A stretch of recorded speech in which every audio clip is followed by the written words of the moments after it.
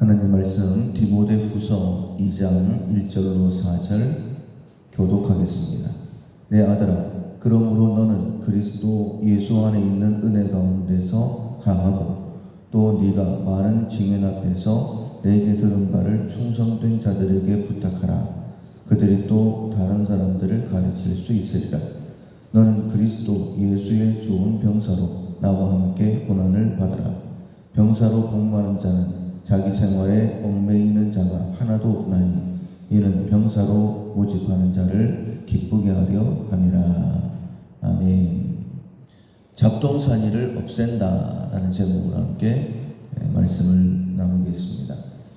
9월 훈련하고 있는 품성은 정돈입니다.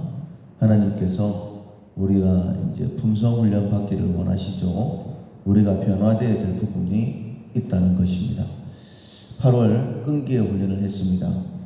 스트레스를 견디며 하나님의 최선을 이루는 내면의 힘을 어떻게 길러내는가. 8월 한 달 동안 말씀을 통하여 훈련을 했고, 이제 9월 한 달 동안 정돈입니다. 최대의 능률을 위해서 자신과 주변을 준비하는 것입니다. 준비하지 않으면 아무 일도 할 수가 없죠. 예를 들어서 운동선수가 늘 준비를 합니다. 그런데 특별히 경기를 앞두고는 이제 특별하게 좀 준비를 하죠. 체중도 컨디션도 준비를 하는 겁니다. 그래야지만이 그동안 준비했던 것에 좋은 결과를 얻을 수 있는 것이죠. 우리가 그런 마음을 가져야 됩니다. 때로는 우리를 운동선수에 비유해서 말씀하시기도 하고, 오늘 본문에 있는 것처럼 군사로 말씀하시기도 하죠. 평소에 훈련도 잘하지만은 특별히 전쟁을 앞두고는 더 준비해야 되는 것처럼 하나님께서 우리를 끈기로 훈련시키셨다라고 한다면 이제 정돈을 통하여서 막상 어떤 일을 하려고 할 때에 그때 선택을 받아야 되는 것이죠. 그래야지만이 주 앞에 설 때에 잘했다 칭찬받게 되는 것입니다. 오늘까지 특별히 이제 훈련해야 될 것은 잡동사니를 정리한다입니다. 내 주변에 보면 치워야 될 것들이 많죠. 그런 것들을 우리가 흔히 쓰레기라고 합니다. 그런데 내 주변에 놔둘 때는 쓰레기처럼 보이지 않는 거예요. 그런데 쓰지 않고 있다라고 한다면 그것 때문에 오히려 내가 해야 될 일들이 좀 방해가 되고 집중이 되지 않는다라고 한다면 당연히 쓰레기라고 생각을 하고 버려야 됩니다. 그걸 잘했던 사람이 바울이었죠. 예수님을 만나기 전에는 유용한 것들이었습니다. 그리고 사람들이 추구하는 좋은 것들이었죠. 그런데 그리스도 예수를 얻기 위해서 그 안에서 발견되는 것이 가장 좋기 때문에 배설물처럼 여기고 버렸다라고 이렇게 말씀하고 있습니다.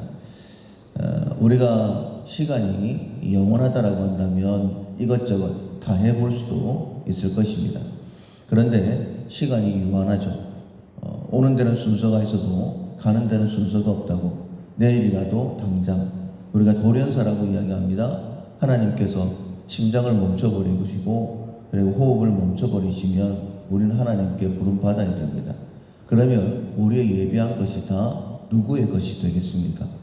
만약 하나님 나라를 위하여 정리하지 못한다라고 한다면 분명히 어리석은 사람이다 라고 책망을 받게 될 것입니다.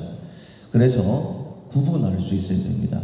이것이 정말 필요한 것인지 아니면 무늬만 필요해서 정리를 해야 될 정리 대상 쓰레기인지 구분을 하고 정리를 하셔야 된다는 거예요. 오늘 본문에 보면 필요한 것들 가운데에는 1절 2절에 이렇게 말씀하십니다. 그리스도 예수 안에 있는 은혜 가운데서 강하고 라고 말씀하고 있어요. 첫 번째로는 강한 마음이 필요하다. 복음을 증거할 때는 또 정리할 때도 마찬가지죠. 좀 마음이 다부져야지만이 버릴 수 있는 겁니다.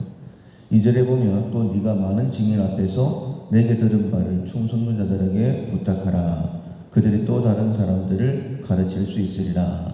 내게 있는 귀한 것이 복음이죠. 하나님의 말씀이죠. 깨닫게 하시는 대로 가르쳐야 된다라고 말씀하십니다. 그리고 3절 4절에 보면 특별히 병사로서 오늘 실천상 설교 제목처럼 잡동사니를 버려야 되는데 그 잡동사니에 대해서 이야기를 하고 있습니다.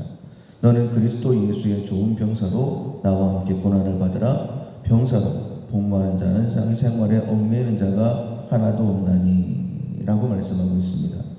그러니까 자기 생활에 얽매이는 것이다 라고 그렇게 말씀하고 있어요. 아무거나 다 해서는 안 되는 것이죠. 나를 군사로 병사로 부른 자의 기쁨을 위해서 반드시 절제를 해야 됩니다. 운동선수가 경기를 할 때에 이렇게 말씀을 하십니다.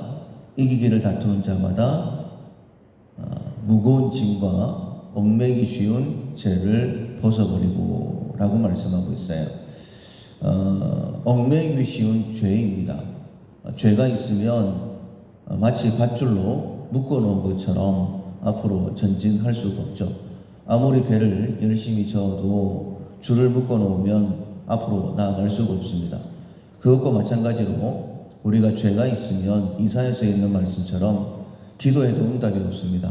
하나님의 능력도 더듬을 수가 없습니다. 그래서 반드시 자기 자신을 살펴서 죄라고 깨닫게 하시는 것이 있다라고 한다면 그것은 끊어버리셔야 되는 거예요.